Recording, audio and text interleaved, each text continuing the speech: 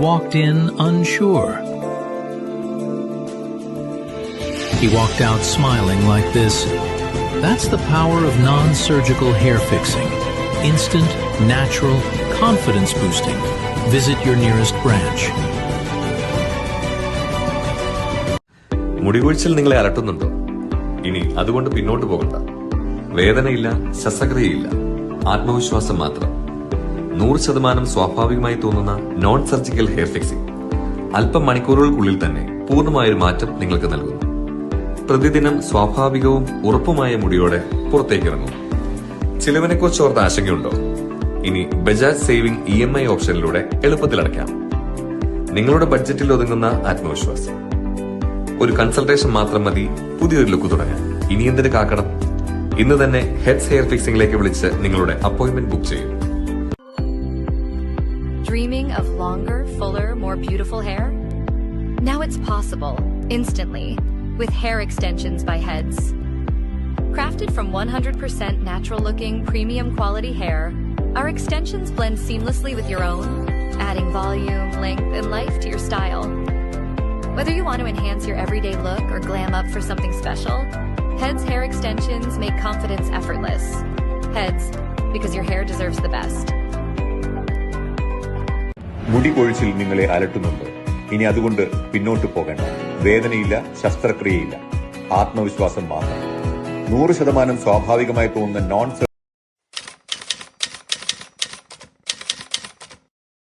सभी को नमस्कार। आप सभी को यहाँ पर बुलाने का एक मकसद था। कल आप लोगों ने एक प्रेस कॉन्फ्रेंस देखा होगा बीजेपी के द्वारा, तो और हमारा पार्टी का जिम्मेदारी है कि जब हमारे ऊपर गलत आरोप लगता है तो हमको अपना बात रखना, ये हमारा जिम्मेदारी है। क्योंकि आज के समय में जो मीडिया है उसी के जरिए, और वो भी स्पेशली ये डिजिटल मीडिया, यही एक हमारा माध्यम बचा है जो हम अपनी बातों को आपके सामने रख सकते हैं। क्योंकि बाकी कोई मीडिया रहा ही नहीं हमारा बात को पहुंचाने के लिए। मेरे सामने शायद पेपर भी पड़ा, मैं अभी देख रहा। देखिए जो कल आप लोगों ने कवर किया वो पूरा जो मिनिस्टर साहब आया, देखिए उनका फुल पेज उनका प्रेस कॉन्फ्रेंस का है। इससे पहले दिन का जो डेली टेलीग्राम है, अगर वो भी मेरे हाथ में नहीं है, उसमें अगर आप देखोगे तो मोदी जी का फुल पेज उनका जो भाषण है उसको छाप दिया गया। ये समझना जरूरी था। और पूरे देश में और पूरे दुनिया में और जितना भी मीडिया है, प्रिंट हो इलेक्ट्रॉनिक हो, सब मीडिया में एक परसेप्शन बना दिया गया कांग्रेस को लेके कि कांग्रेस ने वुमेन रिजर्वेशन बिल का विरोध किया। ये आज मैं इस आपके चैनल के माध्यम से आज मैं आपके सामने में बात रखना चाहूंगा। पहले तो ये समझना जरूरी है, क्या कांग्रेस ने इस बिल का विरोध किया, वुमेन रिजर्वेशन बिल का, या एक्चुअल में क्या था, ये समझना जरूरी है। क्योंकि आज जहां पे भी चर्चा हो रहा है, मैं जितना भी टीवी चैनल खोल के देख रहा हूँ, जितना भी नेशनल न्यूज़पेपर देख रहा हूँ, सब में एक ही चीज हेडलाइंस है कि कांग्रेस ने वुमेन रिजर्वेशन बिल का अपोज किया और कांग्रेस ने इस बिल को गिरा दिया। ये समझना जरूरी है। तो मैं आपको बताना चाहूंगा, पहला बात तो कांग्रेस ने कभी इस बिल का विरोध नहीं किया। कांग्रेस और बाकी जितने भी अपोजिशन पार्टी के सपोर्ट के तहत ही ये बिल को पार्लियामेंट में 2023 में राज्यसभा और लोकसभा में पास हुआ। 2023 में इस बिल को पास करने के बाद 2026 के 17 तारीख को गवर्नमेंट की तरफ से इसका गैजेट नोटिफिकेशन होता है। इस टाइमलाइन को भी आपको समझना बहुत जरूरी है। बिल पास हुआ लोकसभा और राज्यसभा में 2023 में कांग्रेस के सपोर्ट से और जितने भी अपोजिशन पार्टी के सपोर्ट से।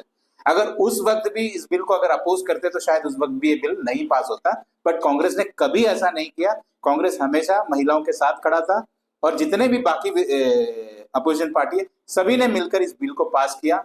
2023 में बिल लोकसभा राज्यसभा में भारी बहुमत से बिल पास हुआ। और उसके बाद का अगर वीडियो, क्योंकि टीवी में तो हम नहीं देख सकते, आपके पास जो मोबाइल सब है आप लोग देखिएगा, मोदी जी जैसे वो बिल पास हुआ उसके बाद बीजेपी का ऑफिस में गया, बहुत बड़ा रैली हुआ, उनको बहुत बड़ा ग्रैंड सेलिब्रेशन हुआ कि आज देश का इतिहास में ऐसा दिन कभी नहीं आएगा कि आज महिला आरक्षण बिल पास हो गया।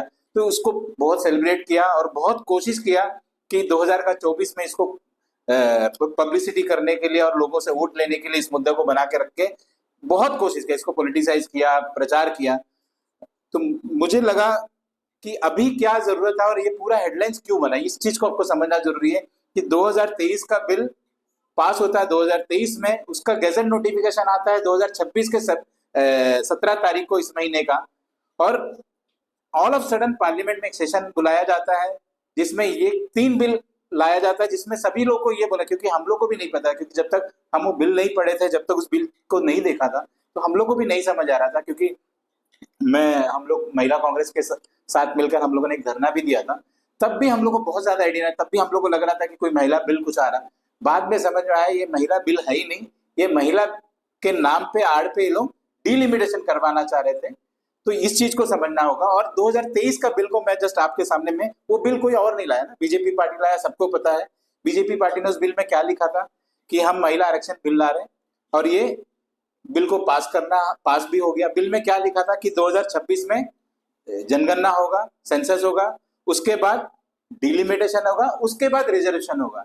ये किसी और ने नहीं लिखा उस बिल पे, मोदी साहब ने लिखा, भारतीय जनता पार्टी के द्वारा ड्राफ्ट किया हुआ बिल था, और ये बिल में यही लिखा, आज भी इंटरनेट पे अवेलेबल है, और वही बिल आज नोटिफाई हुआ है, गैजेट नोटिफाई हुआ। उस बिल में क्लियरली लिखा था, और ये बिल बीजेपी के द्वारा लाया गया बिल 2023 में, उसमें ये लिखा था ये बिल इंप्लीमेंट होगा कब, जब सेंसस हो जाएगा, और सेंसस के बाद डिलिमिटेशन होगा, डिलिमिटेशन के बाद रिजर्वेशन होगा। तो ऑलरेडी सेंसस चालू हो गया, और सेंसस को करने के लिए आपको पता कितना बजट भारत सरकार ने रखा, ये जानना भी बहुत जरूरी है, क्योंकि हमारा आप सबका टैक्स का पैसा है।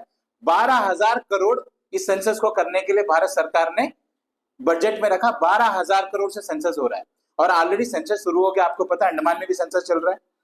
तो ऐसा क्या कारण है कि ऑल ऑफ सडन आप जो बिल 2023 में लाए थे उसको संशोधन करना पड़ रहा है आपको 2026 में, और संशोधन के लिए आपने पार्लियामेंट में स्पेशल सेशन बुला भी दिया था, पर आप लोग एक चीज भूल गए थे, भारतीय जनता पार्टी और मोदी सरकार, अरे हमने तो इस बिल को गैजेट नोटिफाई किया ही नहीं।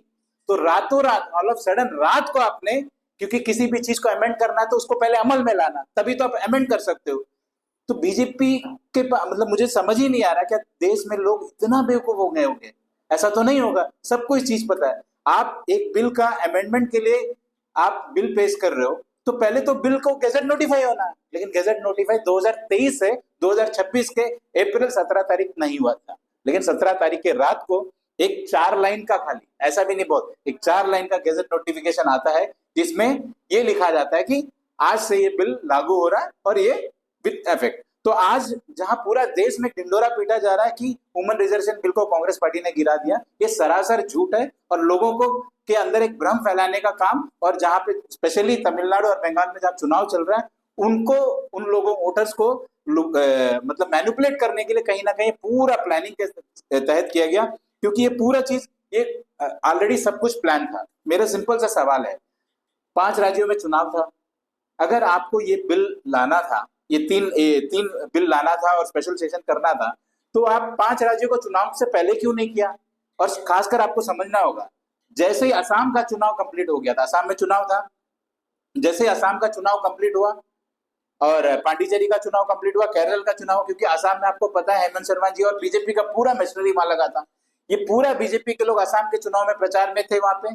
जैसे असम का चुनाव खत्म, इनका टारगेट पॉइंट जब खत्म हुआ, तो इनको लगा कि अब जब बंगाल में चुनाव है और तमिलनाडु में चुनाव है, क्योंकि इनको दिख रहा है कि वहां उनका जनादेश नहीं है, कहीं ये हार ना जाए, इस चीज को देखते हुए, और स्पेशली बंगाल में एक महिला मुख्यमंत्री है और सारा महिला वोटर्स उनको कहीं वोट ना कर दे, इसी चीज को देखते हुए इन्होंने जानबूझकर इस बिल, ये स्पेशल सेशन पार्लियामेंट में बुलाया, ताकि सारे लोग पार्लियामेंट में आए और अपना वहां प्रचार उचार छोड़ के, क्योंकि ये चीज समझना बहुत जरूरी है। आज देश का निर्वाचन आयोग क्या कर रहा है पता नहीं, क्योंकि जैसे मोदी जी ने आज पूरा कोड ऑफ कंडक्ट लगा हुआ है, तमिलनाडु में हो या वेस्ट बंगाल में हो, जहां जहां चुनाव नहीं हुआ कोड ऑफ कंडक्ट लगा हुआ है। देश का प्रधानमंत्री पूरा देश को संबोधन कर रहा है और हर पॉलिटिकल पार्टी को ब्लेम कर रहा है, ये कंडक्ट रूल के खिलाफ नहीं है क्या? आज ये डेली टेलीग्राम, आप जितना भी गवर्नमेंट मिशनरी को ऐसा प्रचार का माध्यम यूज करो, क्या किसी को समझ नहीं आ रहा है? जो बिल लागू हो चुका है, जो बिल ऑलरेडी एग्जिस्टिंग कर रहा है, और पूरे आप देश में ये भ्रम फैला रहे हो कि कांग्रेस ने इसको बिल गिरा दिया। आज मैं इस जगह से आपको बताना चाहूंगा, कोई भी रिजर्वेशन महिला बिल गिरा नहीं है, आज भी वो इनफोर्स में है, गजट नोटिफाई हो चुका है, 2026 में सेंसस चल रहा है, जिसके लिए भारत सरकार ने 12,000 करोड़ रुपया आवंटित करा के रखा है। सेंसस 2026 से 2027 चलेगा, 2027 में डेडलाइन है सेंसस कंप्लीट होने का, जैसे ही सेंसस कंप्लीट होगा तो डिलिमिटेशन होगा, और जैसे ही डिलिमिटेशन कंप्लीट होगा तो रिजर्वेशन का बात शुरू हो जाएगा। और 2029 तो भी बहुत दूर है, 2029 में ही तो रिजर्वेशन मांग रहे हैं, तो ऑलरेडी आपका बिल तो एग्जिस्ट कर रहा है। तो क्या रीजन था कि आप एक नया एक जुमला लेके लोगों के सामने में आया और लोगों को बेवकूफ बनाने का काम किया? मैं पूरे देश के बारे में तो नहीं बात करना चाहूंगा, क्योंकि मैंने उस प्रेस कॉन्फ्रेंस को देखा। मैं उन तमाम प्रेस कॉन्फ्रेंस में जितने लोग बैठे थे, खासकर अनिल तिवारी जी से मेरा सवाल होगा कि आप उस प्रेस कॉन्फ्रेंस में बैठ के एक चीज बता रहे थे कि अंडमान में इस बिल के बाद 2 सीट होने वाला था। मैं, मेरे सामने जितना भी मीडिया कर्मी है और अंडमान के जितना भी जनता है, मैं उनसे पूछना चाहूंगा और ये चाहूंगा कि वो सवाल अनिल तिवारी जी से करें, कहां पे ये लिखा है कि अंडमान में 2 सीट होने वाला है? कौन सा बिल में लिखा है, ये मैं जानना चाहता हूं। और मैं रिक्वेस्ट करना चाहूंगा बीजेपी के तमाम लोगों से कि आप प्रेस कॉन्फ्रेंस करें और बिल के कौन से पार्ट में कहां पे वो लिखा था कि अंडमान का सीट 2 होने वाला है, क्योंकि अंडमान में फिर एक जुमला देके चले गए लोग कि क्लियरली जुमला है। मैं पूछना चाहूंगा कि कहां पे लिखा है, क्योंकि किसी ने शायद आई थिंक निकोबार टाइम्स का तरुण ने पूछा था कि सर अंडमान में इस बिल का क्या, तो उन्होंने सिंपल आंसर दिया, अंडमान में 1 सीट है, 2 हो जाएगा। मेरा सवाल है कि बिल का कौन सा प्रोविजन में कहां पे ये लिखा है कि अंडमान का सीट 1 से 2 होने वाला है, ये बता दीजिएगा। हम लोग जानना चाहते हैं, क्योंकि आप अंडमान के लोगों को बेवकूफ नहीं बना सकते हो। और साथ ही साथ उन्होंने बहुत लंबा लंबा भाषण दिया, कांग्रेस को खाली कांग्रेस के कोसता रहा, क्योंकि उनको लगा कि उनका अपोजिशन पार्टी तो अंडमान में कांग्रेस है, और राहुल जी का जैसे जैसे राहुल जी का देश में उनका कद ऊंचा हो रहा है, आने वाले समय में उनको दिख रहा है कि कहीं राहुल गांधी जी देश का प्रधानमंत्री नहीं बन जाए, तो कहीं ना कहीं ये पूरा कांग्रेस को बदनाम कर, क्योंकि आप उनका भाषण में अगर आप सुनोगे, मुझे नहीं लगता बाकी पार्टियों को बोला होगा, 99% उन्होंने कांग्रेस का पार्टी का नाम लिया। उसी तरह मोदी जी का भाषण अगर आप सुनोगे, देश के नाम में जो संबोधन किया, उसमें भी मैक्सिमम टाइम उन्होंने कांग्रेस का नाम लिया। आपको मैं बताना चाहूंगा कि कांग्रेस हमेशा से महिलाओं के साथ खड़ा है और हमारा एग्जाम्पल है। मैं स्पेशली वो डायस में जो बीजेपी में जो लीडर्स बैठे थे, मैं उनके बारे में बताना चाहूंगा।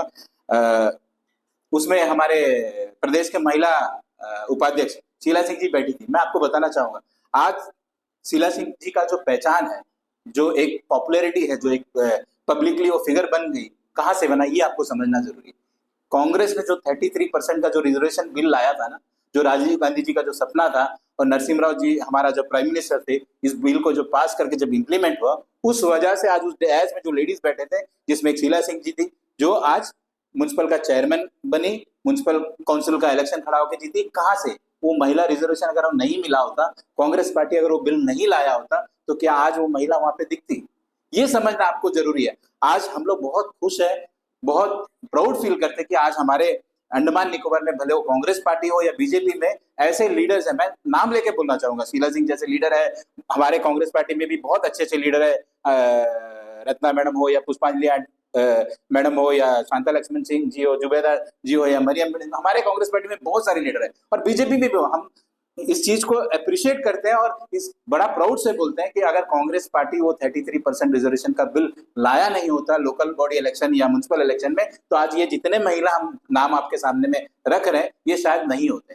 और ये हमें प्राउड भी इस बात का है कि आने वाले समय में अगर अंडमान में महिला रिजर्वेशन होता है, अगर अंडमान में कभी आने वाला जो 2029 में अगर हो जाए, हम तो चाहते हैं कि रिजर्वेशन कर दे, अगर 2029 में महिला रिजर्वेशन होता है तो हमारे पास बहुत सारे महिला है, जिसमें मैं शीला सिंह जी का भी नाम, लेकिन वो उन लोग को भी ये नहीं पता कि वो किसके ऊपर आरोप लगा रहे, जिसके बलबूते पे, जिसके वजह से आज आप चुन के चेयरमैन तक बन गए अंडमान में, म्युनिसिपल काउंसिल का कई लोग लीडर बन गए, आज उस पार्टी को आप कोस रहे हो, ये आपको समझने होगा। आपने यूपी का एग्जाम्पल दिया, यूपी में लोग घर से बाहर नहीं निकलते थे, लेकिन जब से निकाल ये लोकल बॉडी इलेक्शंस में सब में 33% का रिजर्वेशन दिया, तब से लोग आज अपना क्या बोलेंगे, लोकल बॉडी इलेक्शन में लोग कंटेस्ट करते हैं, आज छोटे लेवल से बड़ा लेवल तक वो लीडर बन के निकल के आ रहे हैं। तो ये हमको समझना होगा। आज ये हमारे ऊपर हमें आरोप लगा रहे हैं, तो हमको ये समझना बहुत जरूरी है कि ये जो प्रेस कॉन्फ्रेंस था, मुझे समझ ही नहीं आया, इस प्रेस कॉन्फ्रेंस को करने के लिए देश का एक मंत्री को आना पड़ा, और कौन सा मंत्री आया? फिशरीज का मंत्री। तो मैं उनके लिए और बीजेपी जो लोग बैठे थे, मैं उनको एक बात कहना चाहूंगा। आपको पता होगा अंडमान में, क्योंकि वो फिशरीज का मिनिस्टर, तो मैं फिशरीज का मुद्दा आपके सामने में रखना चाहूँ। अंडमान में सबसे ज्यादा मच्छी कौन बेचता है बताइएगा? टोकरी में रख के मच्छी कौन बेचता है? फिशरमैन वुमन बेचता है। कोई मर्द को नहीं देखा होगा या कोई जेंट्स को नहीं देखा होगा टोकरी सिर पे रख के मच्छी बेचता होगा, किसी को देखा आप लोगों ने? तो अंडमान में जितना ज्यादा मछलियां महिला बेचती, मुझे नहीं लगता कोई बेचता होगा। तो मुझे बड़ा उम्मीद था कि ये मिनिस्टर अंडमान आया तो कम से कम अंडमान के फिशरमैन वुमन के बारे में कोई बात बोलेगा, क्योंकि भारत सरकार के पैसा से आया, आप मंत्री हो। क्योंकि अनिल तिवारी जी ने हमारे पर एक लांछन लगाया कि कांग्रेस का जितना भी लीडर है पिकनिक बनाने जाते हैं बाकी स्टेट में, जब भी इलेक्शन होता है ये पिकनिक बनाने जाते हैं। मैं आज इस मन से आपको बोलना चाहूंगा, आज अंडमान में जितना मिनिस्टर आ रहे हैं ये केवल पिकनिक बनाने आ रहे हैं। जैसा कल आया कुरियन साहब पिकनिक बनाने, आप क्योंकि आप मीडिया वाले हैं, आप आए दिन आप लोग मीडिया पे न्यूज कवर करते हैं, रेगुलर बेसिस पे आप लोग न्यूज कवर करते हैं। जब भी उनका प्रेस कॉन्फ्रेंस होता है मोस्टली उनका एक मिनिस्टर दिल्ली से आता है प्रेस कॉन्फ्रेंस करने के लिए। सोच के देखिएगा, मिनिस्टर लेवल का लीडर प्रेस कॉन्फ्रेंस करने के लिए अंडमान आता है और प्रेस कॉन्फ्रेंस करके पिकनिक बना के चला जाता है। तो मैं जो चीज आपको बता रहा था, हम लोग को उम्मीद था ये फिशरी सेक्टर के मिनिस्टर है, ये अंडमान के फिशरी सेक्टर में कुछ बात बोलेंगे, उनका बात फिशरी सेक्टर से रिलेटेड होगा। क्योंकि मैं ये बात इसलिए बोलना चाह रहा हूँ क्योंकि कल जब ये मिनिस्टर आए थे, काफी हमारे जो पार्टी के महिला फिशरमैन उन्होंने हमको बोला कि हम लोग आज इतना तकलीफ में, क्या मिनिस्टर को नहीं दिखता कि हमारे बारे में बात रखे, या अनिल तिवारी जी को नहीं दिखता, या शीला सिंह जी को नहीं दिखता, या बीजेपी के जितने भी लीडर बैठे उनको नहीं दिखता। मैं तकलीफ आपको बताना चाहूंगा। आज वो लेडी, आज अंडमान में चारों तरफ मच्छी है, आपको पता है मच्छी मतलब भरमार है, और पूरे वर्ल्ड में अंडमान ही एक ऐसा जगह है जहां मच्छी अपने एज के साथ मर जा रहा है क्योंकि उसको हम कैच नहीं कर पा रहे, उसको पकड़ नहीं पा रहे, क्योंकि हमारे पास इतना ज्यादा मच्छी है। और हम पकड़ते क्यों नहीं आपको पता है, क्योंकि हम पकड़ के यहाँ से बेच नहीं सकते, क्योंकि हमारे यहाँ से डायरेक्ट इंटरनेशनल फ्लाइट्स नहीं है, डायरेक्ट इंटरनेशनल शिप नहीं है कि हम यहाँ से मच्छी बेच पाए। तो सबसे बड़ा रीजन है कि हम यहाँ पे मच्छी हमारे पास होते हुए भी हम ठीक से कैचमेंट नहीं कर पाते।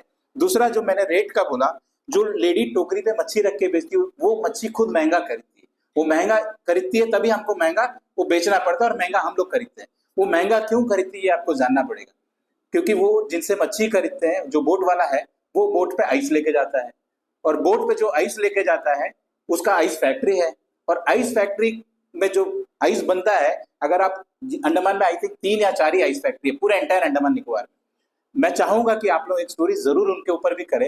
ये 3-4 आइस फैक्ट्री से आप जाके पूछिएगा उनका महीना का करंट बिल कितना आता है। महीना का करंट बिल करीब 4 लाख से 4.5 लाख रुपए का उनका बिल आता है, जिस वजह से वो महंगा आइस मछुआरों को देते हैं, और मछुआरे महंगा आइस लेते हैं, उस वजह से मच्छी हमको महंगा मिलता है, और वो जो टोकरी में हमारे माता जो मच्छी बिक्री करते हैं वो महंगा में हमको मच्छी बिक्री करता है। तो इस चीज को फिशरमैन कम्युनिटी के द्वारा पिछले कई सालों से एड्रेस किया जा रहा है, कई साल से। मुझे लगता है विष्णु जी को भी बोला गया, ये मैटर विशाल जोली जी ने भी टेकअप किया, अनिल तिवारी जी ने भी टेकअप किया, हर कोई टेकअप किया, लेकिन ये आज तक ये इसका सोल्यूशन नहीं आया। 4.5 लाख का बिल क्यों आता है ये अब समझना होगा, क्योंकि फिशरीज एक सेक्टर ऐसा सेक्टर है जिसको एग्रीकल्चर सेक्टर, क्योंकि एग्रीकल्चर अगर आप देखेंगे गांव में तालाब वगैरह भी है, तो तालाब में जो इलेक्ट्रिक कनेक्शन मिलता है वो एग्रीकल्चर के रेट पे मिलता है हमको, उसका जो कंजप्शन चार्जेस है बहुत कम आता है। बट सेम चीज जब फिशरी सेक्टर की बात करते हैं वो हमको कमर्शियल इंडस्ट्रियल मीटर के तहत मीटर मिलता है, जिसका टैरिफ बहुत ज्यादा है, जिसकी वजह से 4.5 लाख का बिल है। तो ये मुद्दा हमारा फिशरमैन भाई कई बार उठाया एडमिनिस्ट्रेशन के सामने, कई बार मिनिस्टर के सामने, बट आज तक नहीं हुआ। तो हम लोग को ये उम्मीद था कि कल मिनिस्टर साहब आए, कहीं ये अनाउंस ना कर दे, यह चीज बोल के जाए कि चलो हम लोग, मतलब ये मुद्दा पे आप बात नहीं करके आप दिल्ली से एक प्रेस कॉन्फ्रेंस करने के लिए, वो भी झूठ फैलाने के लिए, जो फैक्ट है ही नहीं कि कांग्रेस ने वुमेन रिजर्वेशन बिल को गिरा दिया, ये तो है ही नहीं। आज तो देश में लागू हो गया वुमेन, और ये वुमेन रिजर्वेशन को लागू करने में सबसे बड़ा हाथ, सबसे बड़ा party, opposition party Congress party, और पूरा इंडिया अलायंस उनके साथ खड़ा, तभी ये बिल पास हुआ। आप झूठ फैला रहे हो पूरे, और अंडमान में भी आके बोल दिया कि 1 सीट से 2 सीट हो गया। तो ये चीज हमको समझना होगा। उन्होंने एक अनिल तिवारी जी का एक मेरे को लाइन याद आ रहा था, उन्होंने बोला सबका साथ, सबका विकास और सबका विश्वास। मैं पूछना चाहूंगा अनिल तिवारी जी से, आपने बहुत अच्छा चीज बोला कि बीजेपी पार्टी हमेशा इन चीजों पे ही काम करता है, सबका साथ। मैं आज इस जगह से पूछना चाहूंगा अनिल तिवारी जी से, आपने किसका विश्वास जीता था ये डीम्ड यूनिवर्सिटी को, सेंट्रल यूनिवर्सिटी को डीम्ड यूनिवर्सिटी में कन्वर्ट करने के लिए? किसके साथ, किसका विश्वास आपने जीता था? क्या किसी से बात किया था, या सबके साथ आपने बात किया था? आपका तो नारा है सबका साथ, सबका विश्वास, सबका विकास, तो आप सबके साथ आपका बात हुआ था, सबका साथ आपको मिला था, ये किससे पूछ के आपने किया था? आज बच्चे सड़क पे है, आज ऐसा हो गया कि लोग आंदोलन कर करके बच्चे थक गए, और फाइनली ठंडा बस्ता में धीरे धीरे जा रहा है, क्योंकि जमीन भी आवंटन हो गया, डीम्ड यूनिवर्सिटी को वाइस चांसलर भी अपॉइंट हो गया, तो धीरे धीरे ये तो जैसा डीप राइट का जो हालत है वो धीरे धीरे ये होने वाला है, इसमें कोई डाउट नहीं है। तो ये चीज हमको समझना। आज आपने शाटम बम्बू प्लांट का जो हालत है, ये हालत करने के लिए आप किसी का साथ चर्चा किया था? सबका साथ सबका विश्वास लिया था? आज इतना बड़ा प्रॉब्लम है, तो इसमें किसका साथ है आपका? तो ये चीज आपको नहीं दिख रहा है। आज देश में मिनिस्टर आकर अंडमान में प्रेस कॉन्फ्रेंस करके जा रहा है, तो अंडमान का मुद्दा में बात करें ना, अंडमान में झूठ फैलाने का जरूरत तो नहीं है। तो आज हमारा प्रेस कॉन्फ्रेंस करके बस हमको सच लोगों के सामने में रखना है। ये जो झूठ फैलाया जा रहा, हमने इस बिल का विरोध नहीं किया, ये बिल ऑलरेडी इंप्लीमेंट हो चुका है, और कांग्रेस के वजह से, मैं बार बार इसको स्ट्रेस करके बोल रहा हूं, कांग्रेस और इंडिया अलायंस जितना भी हमारा अपोजिशन पार्टी, उनके वजह से बिल आज देश में लागू हो चुका है। बट बशर्ते पास हुआ था बिल 2023 में, और उसको इंप्लीमेंट करने में 2023 से 2026 इसका अप्रैल का 17 तारीख तक बीजेपी को इंतजार करना पड़ा, क्योंकि ये भूल ही गए थे कि पास तो बिल हो गया, हम तो इसको लागू ही नहीं करा है, क्योंकि लागू करने से पहले उसका अमेंडमेंट बिल ला दिए, पार्लियामेंट में नया सेशन, स्पेशल सेशन बुला दिया। अचानक इनको कोई बुद्धि दिया कि भाई आपने तो इसको लागू ही नहीं किया, अमेंड कैसा करोगे? तो रातों रात गेजेट नोटिफिकेशन निकलता है कि हम इस बिल को लागू कर रहे हैं, उस रात को बिल गेजेट नोटिफाई होता है और अगले दिन सुबह उसका अमेंडमेंट पेश होता है। सोचने वाला बात है। तो आपको समझ आ रहा होगा कि ये बिल आने का पीछे मकसद खाली बंगाल का चुनाव और तमिलनाडु का चुनाव। आज जैसे ही आप देखिए ना कितना प्रिपरेशन था, लोग अगर नहीं समझ रहे ऐसा, तो जैसे पार्लियामेंट में बिल, ये कौन सा बिल, जो अमेंडमेंट बिल, महिला आरक्षण बिल नहीं, ये समझना जरूरी है, क्योंकि सारा न्यूज चैनल यही बोल रहा है कि महिला आरक्षण बिल। तो अमेंडमेंट बिल जैसा ही पार्लियामेंट में फेल हुआ, पार्लियामेंट के बाहर प्ले कार्ड, बैनर लेके लोग तैयार, मतलब आप सब चीज पहले से प्रिपेयर करके रखे थे, सब आपको पता था, आपको पता ही था क्योंकि आपके पास नंबर नहीं था, आपको पता था ये अमेंडमेंट बिल पास नहीं हो सकता, क्योंकि आपका मंशा ही गलत है। मंशा क्यों गलत है ये समझना जरूरी है। उनका ये कहना था कि 2011 के सेंसस के हिसाब से हम डिलिमिटेशन करेंगे। आप हमको एक बताइएगा ना, डिलिमिटेशन कब होता है? एक छोटा सा एग्जांपल, क्योंकि आप सब बहुत मैच्योर और बहुत इंटेलिजेंट हो, अच्छे यूट्यूबर्स और अंडमान का हर स्टोरी को आप कवर करते हैं। डिलिमिटेशन कब होता है किसी, आप मेरे बगल में शायद मुरुगन भाई है, मुरुगन भाई आप, हम लोग म्युनिसिपल काउंसिल था, पहले कितना वार्ड था? पहले 18 था। 18 से 24 वार्ड क्यों हुआ बताइए ना? 18 से 24 वार्ड क्यों हुआ?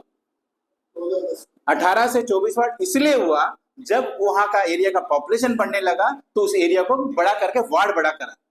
कभी भी किसी एरिया का डिलिमिटेशन कैसे होता है? मेरे बगल में एक वार्ड मेंबर भी सुमित्रा जी, कभी भी पंचायत में डिलिमिटेशन कब होता है? अगर पंचायत में 10 वार्ड है, अगर 10 वार्ड में पॉपुलेशन बढ़ने लगता है तो 10 वार्ड से 12 हो जाता है या 14 होता है, जब भी वहां का पॉपुलेशन बढ़ता है।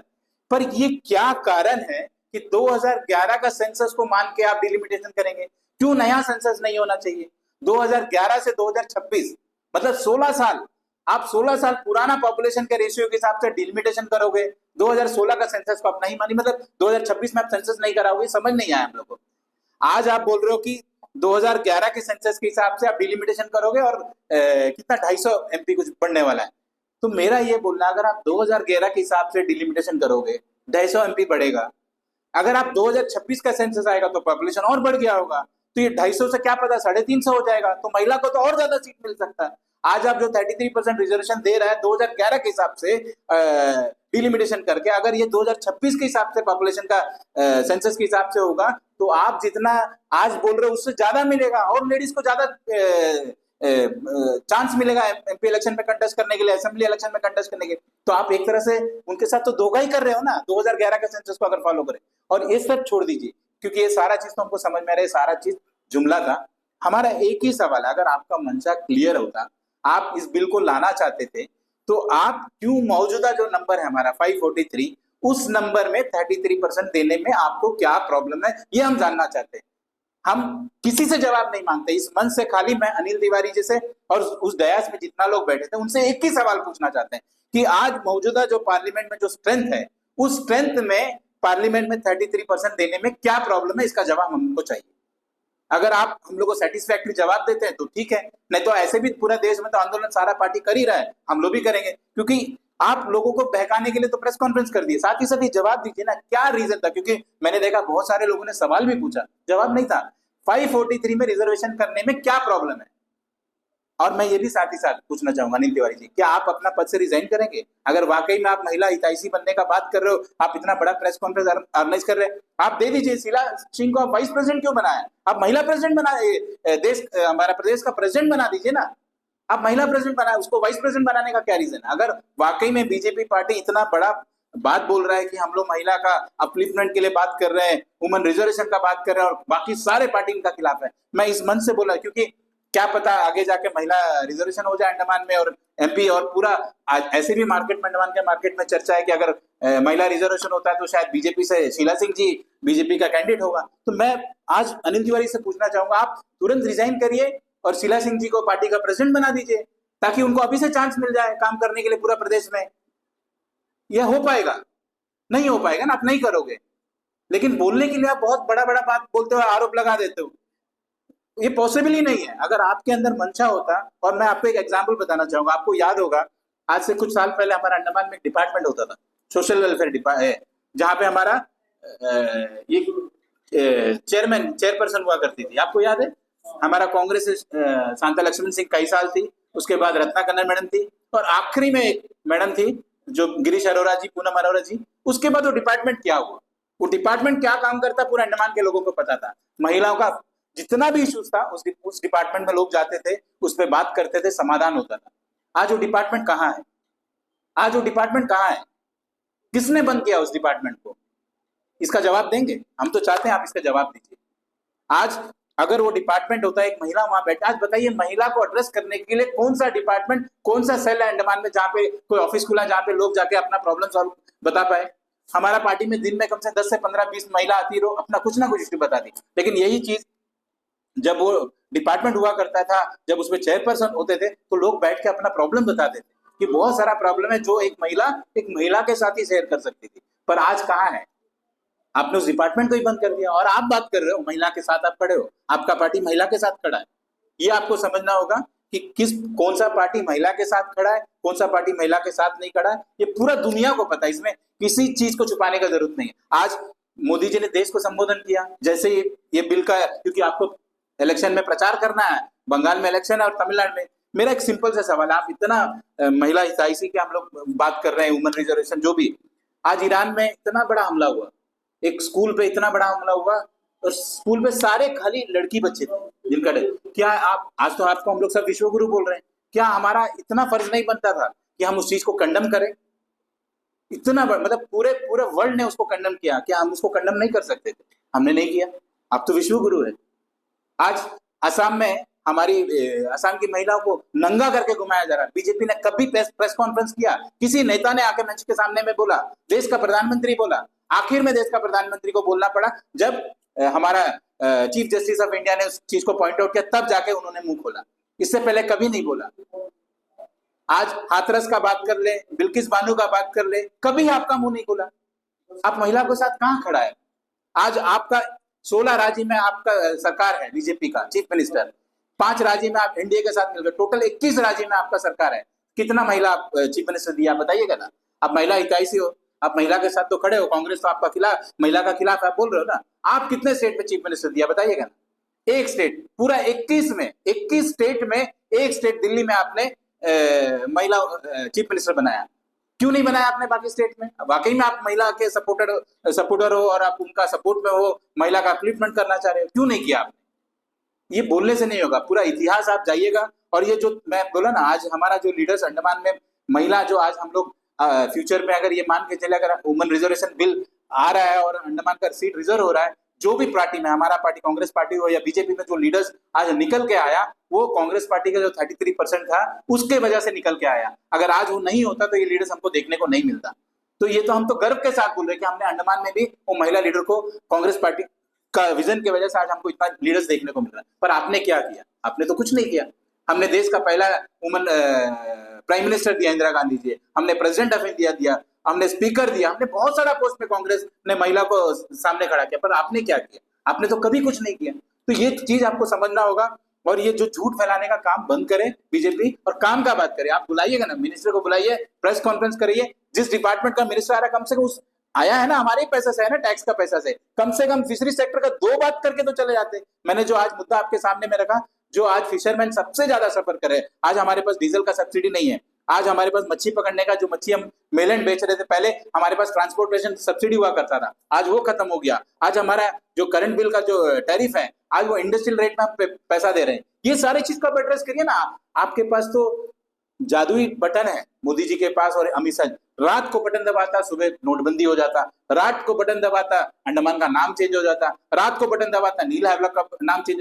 तो आप ऐसा कुछ बटन दबाइए ना बटन है आपके पास, आप दबाइए और अंडमान का ये जितना मैंने प्रॉब्लम बोला इसको आप सॉल्व करिए, तुरंत सॉल्व करिए, क्योंकि मंत्री बटन दबाते अंडमान पहुंच जा रहे हैं, क्योंकि मोदी जी ने वहां बटन दबाया, एक मंत्री इधर आ गया। आप सब ये भी सोचिए, और एक चीज मुझे बोलना था, आप आज वुमेन रिजर्वेशन बिल के बारे में बात कर रहे हो और कांग्रेस के ऊपर, इनके पास इनका जो कैबिनेट है, इनका जो पूरा मंत्रालय है, 70 आई थिंक 80 कुछ इनका मिनिस्टर है, 70 to 80 एग्जैक्ट नंबर आप सर्च कर लेना, जिसमें कितना मिनिस्टर इनका कैबिनेट रैंक में जो फुल फ्लेज, खाली 2 मंत्री है इनके पास, और बाकी इनके पास आई थिंक 8 या 9। तो आप अपना कैबिनेट में पहले मंत्री बनाइए ना, आज 2 ही मंत्री फुल फ्लेज आपके पास, क्योंकि तभी तो ना आपके पास इस इश्यू को एड्रेस करने के लिए भी आप जॉर्ज कुरियन जी को लाया। अगर कोई महिला मिनिस्टर आकर एड्रेस करता तो शायद हम लोग को लगता, देखो मोदी जी ने पहले से अपना मंत्रालय में लेडीज को जगह दिया। आपने कितने लेडीज को जगह दिया अपने मंत्रालय में, ये आपको बताना पड़ेगा।